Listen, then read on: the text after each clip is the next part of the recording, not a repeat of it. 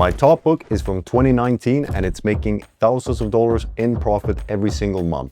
It has now received thousands of organic 5-star reviews, and in the next couple of minutes we will share the secret strategy behind this book. With me today I have Andrey, who in December averaged over $1,500 per book. So stay tuned for some great strategies. Welcome Andrey once again. Hi Peter, thanks for having me. Can you share with the viewers what we will cover today? Yes, the first thing we will talk about is the simple mindset shift that will change that you can create better books, more quality books, more higher quality books, in the same time in less amount of your own time spent. The second point is how you can create books that people really want to buy, people would love to buy, and that you can even promote like it's the solution for world peace. That sounds a little bit dramatic, but we will try to explain it to you so that you can do this, really talk about your book like it's the best thing in the world, but doing it honestly without scammy things like lying, or you know what I mean. The third thing is the one defensive strategy that you can put over your book to secure the spot of your book on the top keywords, on the top of Amazon over the next 5 or even 10 plus years. These are the three main things we want to talk in this video. Okay, so let's begin with the first problem that people might have, which is the mindset. What do you think is standing in the way for most publishers? This is a video series. In the first video we talked a little bit about the spending habit of people. So I said in the video, if you don't watch it, that the German publishers are normally spending between $3,000 and $5,000 per book, per high content book to publish. And that was one mindset problem we talked about. And the second thing is, I think, combined with this spending habit, and it's trying to do all by yourself. Don't outsource and focus on, I create the book, or I maybe hire a ghostwriter, but all around that I do. And if you want to create the top book of the top books, and that is the goal, then you need outsourcing. You need experts. You need an expert designer for the cover. You need an expert editor and expert designer for the interior.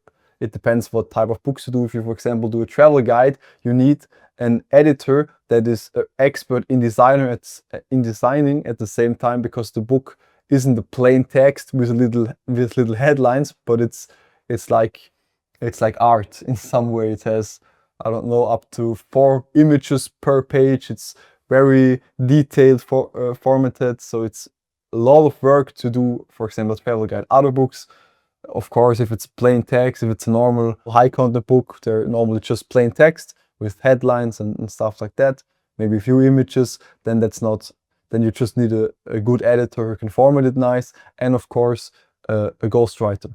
An excellent ghostwriter. There are of course services that combine ghostwriting with AI, and it's still a high quality, so you can do that. And what we like to do again in the German market is cooperate with experts. So we have expert corporations or partnerships, and then we normally do just a 50-50 split of all the cost and all the profits, and the expert completely creates the book, writes the book, and you do all the publishing stuff. So that's the way, even for newer publishers who maybe don't have the money to produce the books. If it's $3,000 themselves, they have an expert as a partner, and he will pay 1/2. So we will share the expenses and share the profits. It's a partnership, and he's the expert. He creates the book. Maybe even he profits from the book, because if it's a lawyer, he will get clients. If it's a doctor of some sort, a psychiatrist, I hope that's the right English term, who helps people, or if it's a mindset coach, stuff like that, experts in different fields maybe can use the book as a way to get leads for their main product they have. And that's a win-win situation for both, because you can create as a publisher a great book with expert knowledge, and the expert can get a lead magnet or a way to get new leads for his own service. And as I said, for beginners who are doing these partnerships, we have a 50-50 split most of the time, but you can even do 60 you, 40 him, or if you really can sell him, that it's mainly a lead, a way to get leads for him, and he has a very expensive upsell, I don't know, 10K plus, then maybe if you sell 500 books, you earn the money for the 500 books, but per 500 books, one person buys his 10K stuff, then maybe he don't even want the share of the book. But normally, as I said, I know it most of the time with 50-50 splits in the German market. So that's how you, that's the mindset shift, that you can do corporations, you can do partnerships, and you should aim to work with people, with designers, with editors, with freelancers, and with experts. And it's not that expensive at the same time as many people think. So Peter, you were actually the person who introduced me to Upwork and freelance and stuff, and I always thought that it's really expensive. I thought that a good freelancer who creates the whole book for me will cost me, I don't know, $1,000, $2,000 to create the content of the book. And if you're an Upwork and searching for the right people, of course it costs money, but it's less expensive than I have imagined, and it's less expensive than we in Germany pay for German people, for example. So there are many more opportunities if you change your perspective and your mindset about the topic a little bit. Yes, this is so much to unpack here, but if we just start with the expert thing, I think that's a great point. For example, when I've created content, sometimes I've used ChatGPT just to, can you create ideas for self-publishing and write me a short text here? And I notice if I just use the regular ChatGPT, I see these many points that are either exaggerated or it's missing nuances. And I believe that this is similar to what will happen if you hire a writer for a very specific topic that usually requires expertise to understand, is you will get this Wikipedia knowledge that is maybe sounds good for someone who's reading a blog post. Maybe that's valuable. But in a book, you want to think, okay, how can I provide something useful? How can I provide a transformation? How can I provide something practical that they can implement and make a change?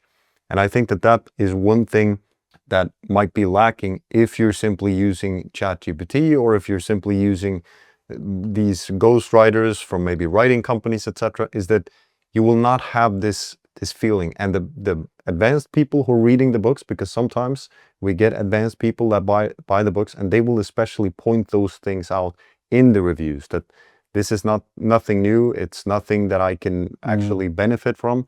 So I think that's one main thing to consider. Now, there is still a way to provide value even though you don't have an expert, but that is more so that you think about the presentation style. So let's imagine that you're making a video, you're making a book, and you're simplifying it. Maybe it's for kids, and you add a lot of illustrations. Then yes, as long as you understand the main concepts, it's like you're learning it from as a beginner and you're presenting it in a different way, that I can see that working. But just like Andrey says, connecting and working with an expert to create the books, that will make a huge difference in terms of how the book is perceived. Now, another challenge, as if this wasn't complex enough, is that maybe you find an expert, but maybe they're not great writers, or maybe they're not thinking like a publisher. So that's why it's a collaboration. Yeah. You work with them. You let them know, okay, this is the structure of the book. And yes, they can go over the structure, they can change the structure, but you need to make sure as a publisher that the book is valuable. So the expert doesn't go into this textbook style writing and start getting into unnecessary details that the readers don't care about. So there are all these nuances that you want to keep in mind even when working with an expert. So it's not just about sending off the book to an expert and expecting it to come back perfectly, but rather it's about being there and providing the right instructions, and then of course overseeing the project. And then once the expert starts knowing, okay, this is how I do it, then you can more so back away. Yes, especially the title and the cover are 2 points where many publishers and experts collide, because the expert, it's of course his book and your book at the same time, but he writes it and it feels like it's his baby. And if you say that's the title, that's the cover, for some people it's hard to say yes to that. But if you frame it from the beginning, hey, I have found this niche, I'm searching for an expert to create a book in this niche, this would be the title, this would be the cover, this is the main idea. I need someone who can write the content and see it some sort of their own book and make a partnership with me.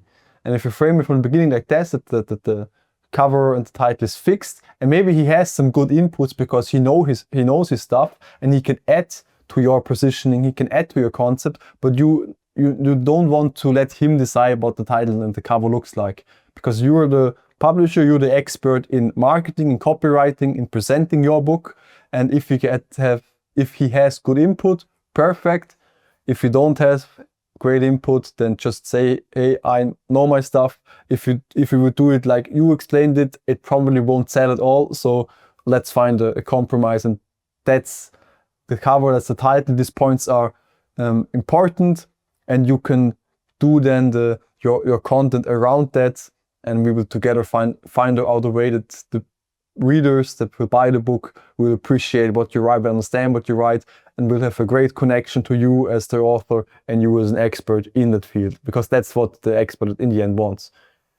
Yeah, I think that's the biggest battle to have with this expert. But some of them, they understand it immediately and it's really chill, but that's a problem that can occur. Yeah. Excellent points. Okay, next point, Peter. What's your opinion, or what's your strategy to how to create a book that, as we said before, a little bit over dramatic, create a product that you can sell, that you can speak about as if it's the solution to achieve world peace? This is a big question to unwrap. Let's start at the point with the book I introduced this video with. So the book that is still making thousands of dollars, even though it was published in 2019. What did I do with this book? And if we go back, the base is always the concept of the book, so where it is published. And the interesting fact with this book is that there were no exact title with this title that I was going to create on Amazon. Okay. So I, in essence, created a completely new keyword on Amazon. Now, that is something that if you're going through a course, that is a big no-no. You don't do that. But one interesting fact is that you also have unique titles. So yes, it does work. Now, of course, there are keywords in the title, but in essence, I was able to validate outside of Amazon that this concept, it works. And it is something that people want. And of course, we have more ways than just the search to show our book. Now we have Amazon ads. We can show with product ads under other books, etc., etc. And it will be shown on customer also bought and categories. And it will eventually rank up, which was what happened with my book. So even though the exact title wasn't a main keyword, it started showing up for that more popular main keyword. Yeah. So that is the first thing. Now, the second thing is, of course, it was unique. So it was providing the whole concept was unique, but also the inside of the book was unique. And it was something that people very much appreciated. But in essence, I think you want to think of the book as an experience. So I go back to you now, Andrey.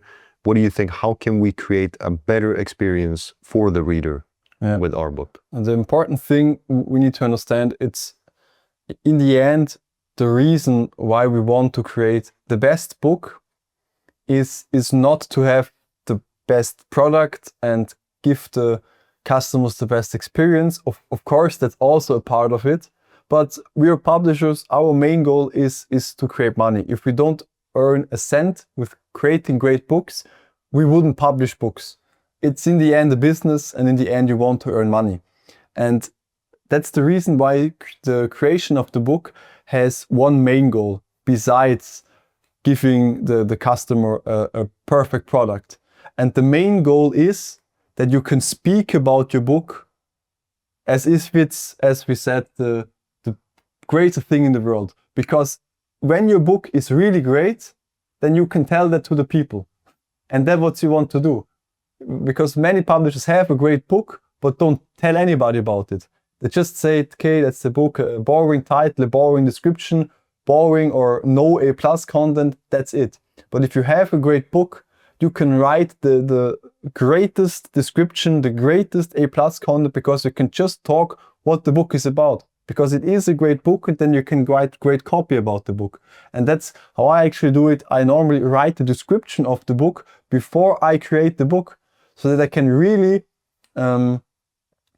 as I said, talk about it as if it's the best thing in the world. I can really exaggerate. It's exaggerated. Yeah. So I can really exaggerate about the book, and every sentence I write is like I would tell the best book inside this niche, and it's the complete solution for the problem the people in this niche have. And then I have the final description, and look at it, and I think, okay, that's a great book. Now I need a book. And that's perfect, because now I have a plan what standards my book should meet.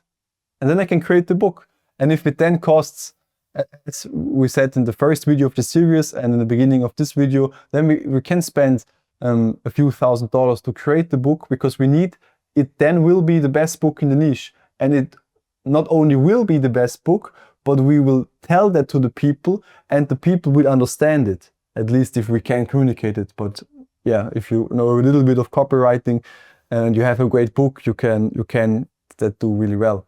And then you can just do the same on A+ con. You can, if you have a great product and the interior of your book is crazy good, you can just show your interior on the A+ content. Especially if it's a colored book, just show how your book looks like. People love that and will immediately buy. It's crazy how few people do that in the English market. And in Germany, all books share their interiors in the A+. The main thing of the A+ is just showing how the book looks inside, because people want to see what the book is like. That's what people know. Of course, you can write bonuses and pictures of the cover and many bullet points and stuff. But even if this is great sales copy, just the interior of a great book will sell more than this A+ content bullet point stuff.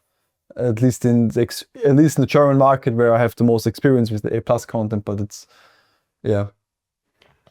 Now this is an excellent point, and that one practical tip of just creating the description before you create the book, I would start implementing that right away. But of course, you need to make sure that once you've created the description, that you're able to create a book that matches that. Yeah. But another thing, to create that description that is so compelling, you want to understand the target audience. Yeah. And in order to understand the target audience, there are different ways.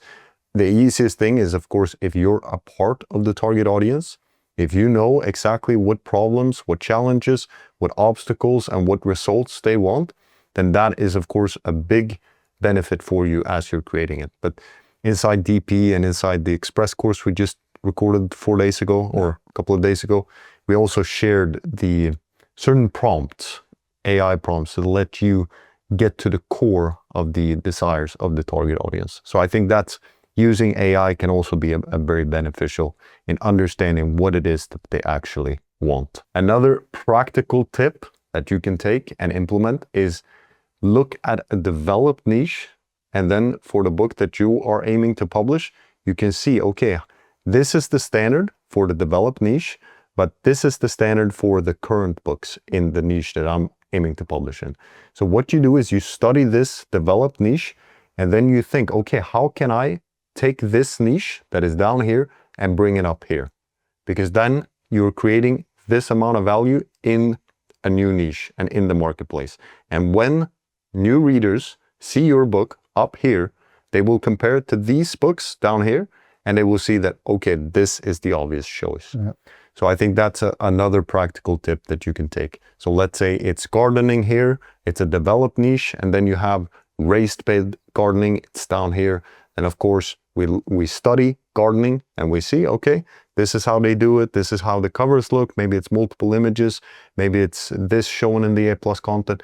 But of course, we still want to have knowledge, because maybe this book that is selling so well isn't doing everything perfectly. So you still want to be able to analyze, okay, but even with this much good, I can still do even better. And that is the ultimate path forward. I think the most valuable tip now at the end of this video I can give is just make a mind experience. So look at the book that is currently in, even if it's in a developed niche, you can develop the niche further. Let's say how to learn to play piano.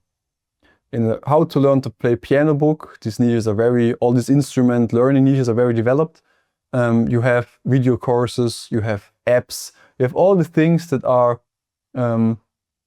that add value to the book, around the book. So it's not just more pages or a better book, but it's a better experience through courses, through the app and stuff like that.